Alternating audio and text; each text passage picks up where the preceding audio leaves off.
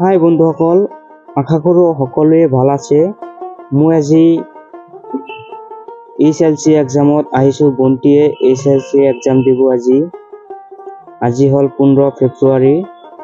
চাওক কিমান মানুহ। এইটো হ'ল গহিয়া উচ্চতৰ মাধ্যমিক বিদ্যালয়। ইয়াতেই মেট্ৰিক পৰীক্ষা হয়। চাওক ভিতৰত মানুহবিলাক কেণ্ডিডেট বিলাক যাই আছে লাহে লাহে। আৰু ইফালে চাওক কিমান বাহিৰা মানুহে আৰু মানুহ খালি। চাওক এই অসম পুলিচৰ গাড়ী বিলাক আহিছে আৰু এই ছোৱালী বিলাক ৰুমৰ ফালে যাই আছে।